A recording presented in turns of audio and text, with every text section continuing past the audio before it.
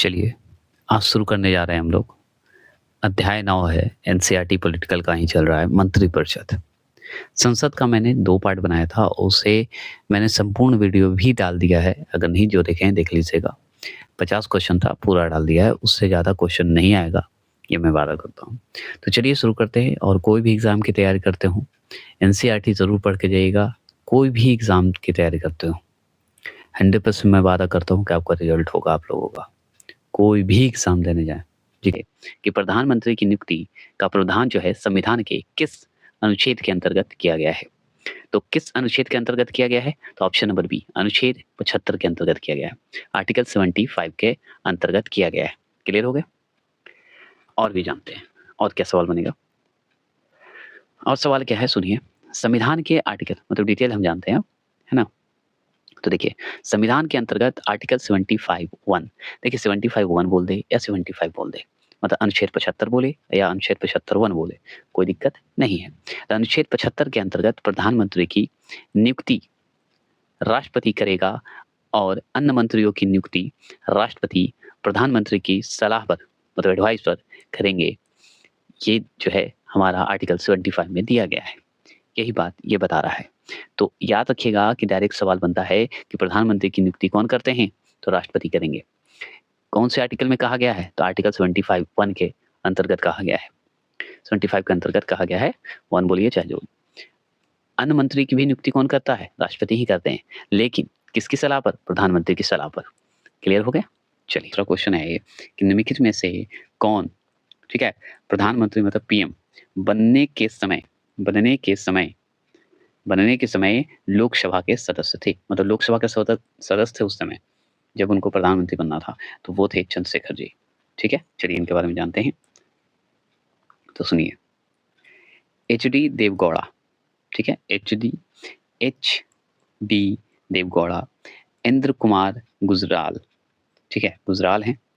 2 नाम सुनिए, एचडी देवगौड़ा, इंद्र कुमार गुजराल एवं डॉक्टर मनमोहन सिंह प्रधानमंत्री बनने के समय में राज्यसभा के सदस्य थे।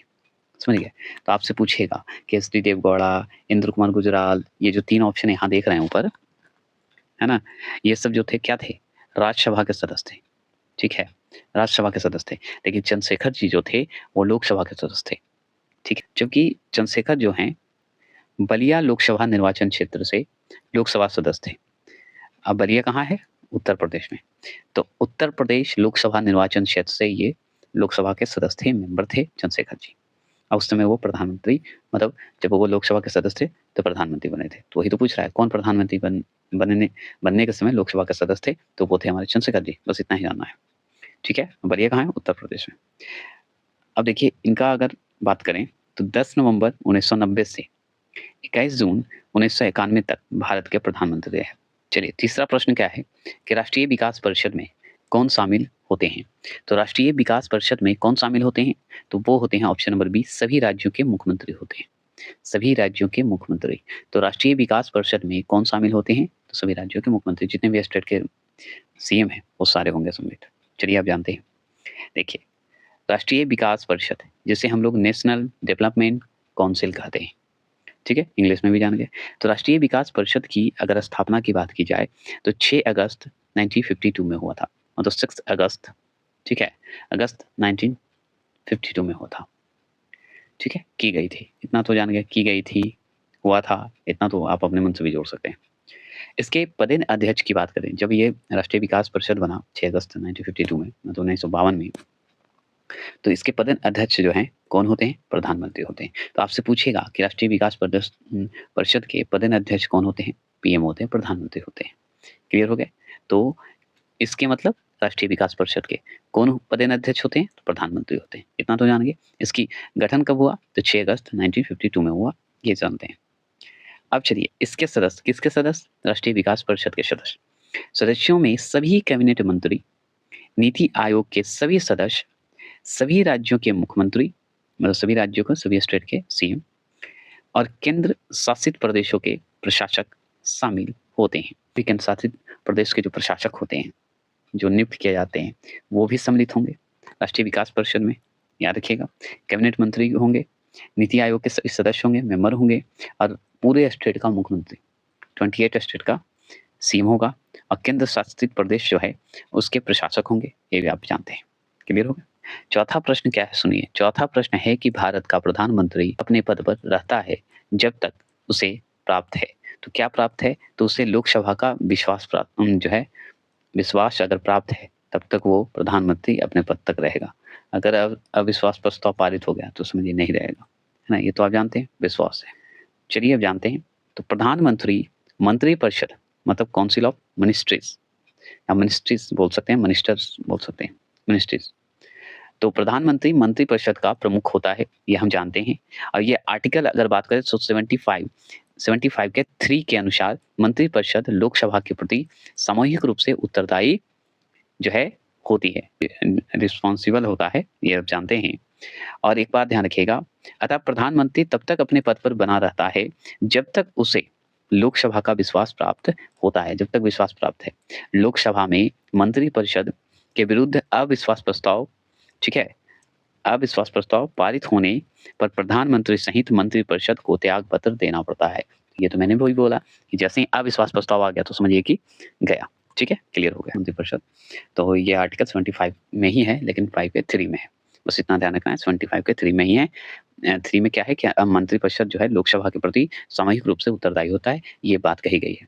क्योंकि 75 में पूरा प्रधानमंत्री मंत्रिपरिषद सब आ जाता है ना? ये आप जानते ही। चलिए 5वें प्रश्न की बात करते हैं। 5वां प्रश्न है कि क्या है 5वां प्रश्न कि भारत में अवशिष्ट शक्तियाँ किसमें निहित है?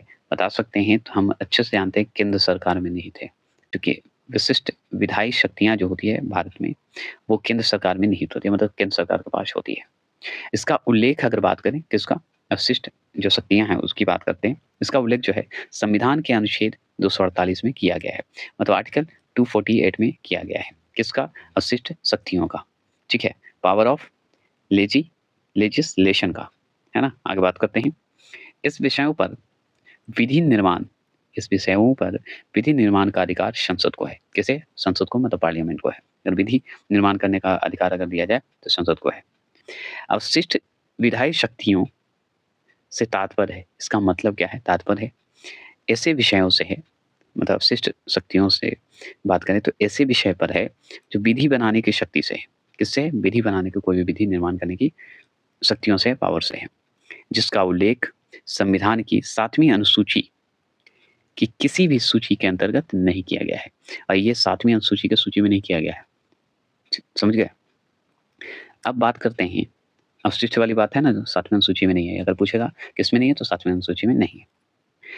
भारतीय संविधान में अवशिष्ट शक्तियाँ, ठीक है, अवशिष्ट जो शक्तियाँ हैं, विदेशी ड्यूरी पावर्स कहते हैं जिसे, अवशिष्ट शक्तियाँ का प्रावधान जो है कनाडा के संविधान से लिया गया है। तो आपसे पूछेगा डायरेक्ट कि अवशिष्ट शक्तियाँ कहाँ से ली गई है, किस संविधान से? तो कनाडा के संविधान से।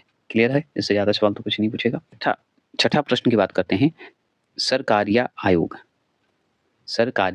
आयोग का गठन किस विषय पर सुझाव देने के लिए किया गया था? बताइएगा। सुझाव देने के लिए किया गया था। सरकारिया आयोग एक बना था, उसका गठन किया गया था। किसको सुझाव के लिए किया गया था ये बताइए? तो केंद्र राज्य के संबंध को सुझाव के लिए, उन दोनों के बीच के संबंध को जोड़ने के लिए, बनाने के लिए।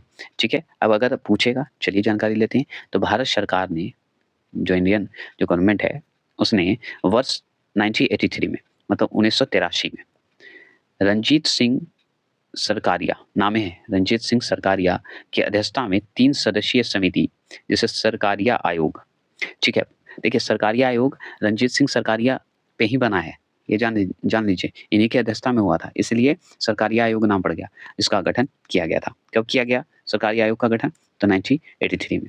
याद रखिएगा किसकी अध्यक्षता में? तो रंजीत सिंह सरकारिया की अध्यक्षता में 3 सदस्यीय समिति बनी थी, याद रखिएगा, जिसका नाम सरकारिया आयोग है। चलिए इसके, ठीक है, मतलब कहने का मतलब कि रंजीत सिंह सरकारिया तो हम जान गए अध्यक्ष थे, और 3 सदस्यीय और थे, तो समिति बनी थी 3 सदस्यीय समिति, मतलब 3 और होंगे जिनका नाम हम चलिए बताएंगे, जिसमें एक तो हो गए, 2 का नाम बताना है। तो इसके अन्य सदस्य थे शिवरमन, ठीक है, शिवरमन एवं SR सेन थे। कौन थे? शिवरमन थे, याद रखिएगा शिवरमन थे, और SR सेन थे, ये जान गए। इस आयोग का गठन, किस आयोग का गठन? सरकारिया आयोग का गठन केंद्र राज्य संबंधों मतलब केंद्र और राज्य, मतलब सेंट्रल और स्टेट का रिलेशनशिप, ठीक है, संबंधों की बात करते हैं। केंद्र राज्य संबंधों की वर्तमान व्यवस्था की समीक्षा करने और इसके संबंध में आवश्यक संस्तुतियां देने के लिए किया गया था। मतलब इन दोनों के बीच की अगर जो है संबंध अच्छा रहे, उसकी आवश्यकता अनुसार उसको दिया जाए, उसके बारे में जानकारी रखा जाए, इस तरह के लिए बनाया गया था। इसने वर्ष 1988 में, यह आयोग 1988 में अपनी रिपोर्ट सौंपी थी।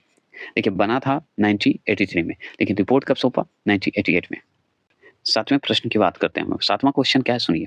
सातवां क्वेश्चन है कि राष्ट्रीय एकता परिषद का अध्यक्ष कौन होता है? तो राष्ट्रीय एकता परिषद का अध्यक्ष अगर आपसे पूछेगा ना, तो प्रधानमंत्री होता है, पीएम होता है, आप जानते हैं, जो कि हम पढ़ चुके हैं। अब चलिए इसके बारे में हम जानकारी लेते हैं। तो सुनिए, राष्ट्रीय एकता परिषद, ठीक है, राष्ट्रीय एकता परिषद का गठन अक्टूबर 1961 ईस्वी में हुआ था। कब हुआ था? 1961 में हुआ था।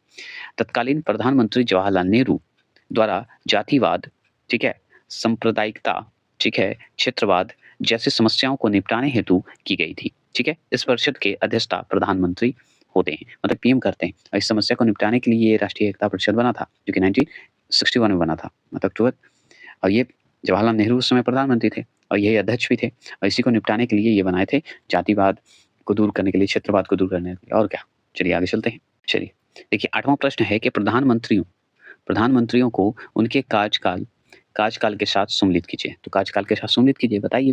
तो कार्यकाल के हिसाब से अगर सम्मिलित करें हम लोग, तो एचडी देवगौड़ा का नाम सुने हैं, जो कि राज्यसभा से चुने गए थे, आप जानबे करते हैं। तो इनका समयकाल जो है 1996 से लेके, ठीक है, 1996 से लेके 1997 तक था। ठीक है, क्लियर हो गया। चंद्रशेखर जी की बात करते हैं, 1996 से 1997, मतलब 1996 से लेके 1997 तक था। चंद्रशेखर जी का बात करें तो हम चंद्रशेखर जी का पढ़ चुके थे कि ये लोकसभा से बने थे, है ना, लोकसभा से बने थे प्रधानमंत्री। तो कब से कब इनका डेट? तो ये जो है 1990 से लेके 1991, सॉरी, ठीक है, 1990 से लेकर 1991, मतलब 91 तक रहे। अटल बिहारी जो हमारे वाजपेयी जी हैं, इनका अगर बात करें तो 1999 से लेके 2004 था, मतलब 1999 तक 2004 में, क्लियर है। तो 1999 से लेकर 2004 तक थे। और विश्वनाथ प्रताप सिंह की बात करें तो ये थे हमारे 1989 से लेकर 1990 तक थे। ठीक है, ये जान गए। तो ये हमारी जो मिलता है, एक का 4 है, ये है, एक का 3 है, ये है, तो यही आंसर होगा और ये सही है। देख लीजिए यहाँ पे, देखिए विश्वनाथ प्रताप सिंह की बात करें तो 2 दिसंबर 1989 से, मतलब 1989 से लेकर 10 नवंबर 1990 तक था, ये आप जान गए, मतलब जान गए। चंद्रशेखर जी की अगर समयकाल बोल दें तो 10 नवंबर से 1990 से लेकर 10 नवंबर 1990 से लेकर 21 जून 1991, मतलब 91 तक थे, जो कि हम पढ़ चुके थे। एचडी देवगौड़ा की बात करें तो 1 जून 1996 से लेके 21 अप्रैल 1997 तक थे, तो 1997 तक थे। अटल बिहारी वाजपेयी का समय की बात करें तो 10 अक्टूबर 1999 से लेके 22 मई 2004 तक थे, मतलब 2004 तक थे। नौवां प्रश्न की बात करते हैं। नौवां प्रश्न है, कैबिनेट का तात्पर्य है, कैबिनेट का तात्पर्य है कैबिनेट स्तर के मंत्री। कैबिनेट स्तर के जो मंत्री होते हैं वही थे कैबिनेट का तात्पर्य, मतलब कैबिनेट का मतलब होता है, कैबिनेट स्तर के मंत्री को कहा जाता है। अब चलिए जानते हैं। तो मूल संविधान में, मूल संविधान मतलब मौलिक संविधान में कैबिनेट या मंत्रिमंडल शब्द का प्रयोग नहीं किया गया था। मूल संविधान में अगर कैबिनेट बात करें, कैबिनेट कहिए, कैबिनेट को ही मंत्रिमंडल कहा जाता है। मंत्रिमंडल शब्द का प्रयोग जो है नहीं किया गया है मूल संविधान में, मतलब मौलिक संविधान में, ये हम जान गए। अब चलिए और जानते हैं। तो 44वें संविधान संशोधन अधिनियम 1978, मतलब 44वें संविधान संशोधन, मतलब 44वें संविधान संशोधन अधिनियम 1978 द्वारा जो है मंत्रिमंडल शब्द का प्रयोग पहली बार आर्टिकल 352 के अंतर्गत किया गया था। किसके अंतर्गत किया गया था? 352 के अंतर्गत किया गया था, समझ गए। और ये मंत्रिमंडल मतलब कैबिनेट मंत्री की बात करता है, कैबिनेट की बात करता है, और ये पहली बार किया गया था 44वें संविधान संशोधन अधिनियम 1978 के तहत जोड़ा गया, याद रखिएगा, आर्टिकल 352 में, उसके अंतर्गत। ठीक है, क्लियर हो गए। अगर बात करें तो मंत्रिमंडल का आशय मतलब तात्पर्य मंत्रियों के उस समूह से है जिसमें प्रधानमंत्री तथा मंत्रिपरिषद के कैबिनेट स्तर के मंत्री शामिल हैं। मतलब प्रधानमंत्री तो होंगे ही, मंत्रिपरिषद में मतलब प्रधानमंत्री भी आ जाते हैं, और कैबिनेट मंत्री के जितने या कैबिनेट स्तर के जो मंत्री हैं वो शामिल होते हैं, उसी को मंत्रिमंडल भी कहते हैं। अब जानते हैं कैबिनेट को ही। आगे बात करते हैं। मंत्रिपरिषद में प्रधानमंत्री, कैबिनेट मंत्री राज्य मंत्री एवं उपमंत्री शामिल होते हैं। तो हम जानते हैं कि मंत्रिपरिषद जैसे ही शब्द आ गए, इसमें प्रधानमंत्री भी हो गए, उपमंत्री हो गए, कैबिनेट मंत्री हो गए, राज्य मंत्री सब हो जाएंगे। स्टेट के जितने भी मंत्री हैं, मिनिस्टर जो हैं, सब सम्मिलित हो जाएंगे। क्लियर हो गया? कौन से आर्टिकल के तहत ये जोड़ा गया मंत्रिमंडल शब्द? तो कौन से आर्टिकल में भी जोड़ा गया या कौन से आर्टिकल में चर्चा है? तो आर्टिकल 352 में। कौन सा संविधान संशोधन द्वारा जोड़ा गया? तो 44वें संविधान संशोधन 1978 के तहत मंत्रिमंडल शब्द जोड़े गए, मतलब कैबिनेट शब्द जोड़े गए। देखिए 10वां प्रश्न है कि यदि भारत के प्रधानमंत्री संसद के उच्च सदन के सदस्य हैं तो क्या होगा? देखिए उच्च सदन मतलब राज्यसभा, ठीक है, निम्न सदन मतलब लोकसभा, जो कि हम पढ़ चुके हैं संसद में। तो यदि भारत के प्रधानमंत्री संसद के उच्च सदन के सदस्य हैं, जो पीएम बन के आए हैं, तो बताइए क्या होगा आंसर सही? तो ऑप्शन नंबर 1, वे अविश्वास प्रस्ताव की स्थिति में अपने पक्ष में मत नहीं दे सकेंगे। अगर अविश्वास प्रस्ताव आ गया, उच्च सदन वाले जो प्रधानमंत्री बने हैं, राज्यसभा के जो लोग हैं, अगर वो प्रधानमंत्री बने हैं, तो अगर अविश्वास प्रस्ताव आ जाएगा तो वो मत अपने पक्ष में नहीं दे सकते। खत्म बात। और लोकसभा के रहेंगे तो दे सकते हैं, है ना? चलिए हम क्लियर करते हैं, यही बुक बताएगा। देखिए प्रधानमंत्री सहित जो है मंत्रिपरिषद का कोई भी सदस्य संसद के किसी भी सदन की जो है कार्यवाही में भाग ले सकता है, किंतु मतदान में भाग लेने के लिए आवश्यक है कि वह उस सदन का सदस्य हो। मतलब जहाँ से वो प्रधानमंत्री बन सकते हैं, लोकसभा का सदस्य हो तब दे सकते हैं, अगर नहीं है तो नहीं दे सकते। तो वो तो राज्यसभा के सदस्य हैं, उच्च सदन के हैं, तो नहीं दे सकते। यदि भारत के प्रधानमंत्री संसद के उच्च सदन के सदस्य हैं तो अविश्वास प्रस्ताव अगर आता है, अविश्वास प्रस्ताव अगर आता है, तो अविश्वास प्रस्ताव की जो है स्थिति में वो अपने पक्ष में मत नहीं दे सकते हैं, क्योंकि अविश्वास प्रस्ताव विपक्ष द्वारा लोकसभा में लाया जाता है। तो सिर्फ केवल जो है अपोजिशन पार्टी जो है लोकसभा में लाते हैं, विपक्ष, है ना, अपोजिशन पार्टी जो है लोकसभा में लाते हैं, जो कि हमारा राज्यसभा से जुड़ा हुआ नहीं है, तो अविश्वास प्रस्ताव के लिए वो मत नहीं दे सकते, है ना। लोकसभा से रहते तो दे सकते थे। क्लियर हो गए? लेकिन यहाँ पे देखिए, ठीक है, क्लियर हो गए? यहाँ पे थोड़ा सा और जान लीजिए कि कार्यवाही में भाग ले सकते हैं, कोई भी कार्यवाही में पीएम अगर बने हैं उस सदन से तो कार्यवाही में भाग ले सकते हैं, किंतु मतदान में भाग लेने के लिए आवश्यक है कि वह उस सदन का सदस्य हो। तो उस सदन का अगर सदस्य होंगे तभी मतदान का भी जो है होता है। मतदान में भाग लेना है तो आवश्यक है कि आपको उस सदन का सदस्य होना चाहिए। 11वां प्रश्न क्या है कि उप प्रधानमंत्री के पद का सृजन। तो उप प्रधानमंत्री के पद का सृजन बताइए, तो ऑप्शन नंबर बी, संविधान के प्रावधानों से हटकर हुआ है। ठीक है, तो संविधान के प्रावधानों से हटकर हुआ है, ये जरूर ध्यान रखना है। तो चलिए जानते हैं, मतलब संविधान के प्रावधान में नहीं है ये, कैसे? तो सुनिए, भारत के संविधान में उप प्रधानमंत्री, जिसे डिप्टी प्राइम मिनिस्टर बोला जाता है, के पद का कोई प्रावधान नहीं है। ठीक है, संविधान में कोई प्रावधान नहीं है उप प्रधानमंत्री का। यह एक राजनीतिक पद है, यह राजनीतिक पद दे दिया जाता है। हम प्रधानमंत्री हैं, मेरे साथ वो आप बना दीजिए, समझ गए? तो ये राजनीतिक पद है। अब तक 6 व्यक्ति जो हैं भारत के उप प्रधानमंत्री बन चुके हैं। तो 6 व्यक्ति जो हैं उप प्रधानमंत्री बने हैं, मतलब डिप्टी प्राइम मिनिस्टर बने हैं, जिसमें से वल्लभ भाई पटेल का नाम आता है, सरदार वल्लभ भाई पटेल, ये भी बने हैं उप प्रधानमंत्री। मोरारजी देसाई का भी नाम आता है, उप प्रधानमंत्री बने हैं। चौधरी चरण सिंह भी उप प्रधानमंत्री हैं। जगजीवन राम भी उप प्रधानमंत्री हैं। और 5वां है यशवंतराव चौहान भी हमारे क्या बने हैं? उप प्रधानमंत्री बने हैं। और 6ठे हैं चौधरी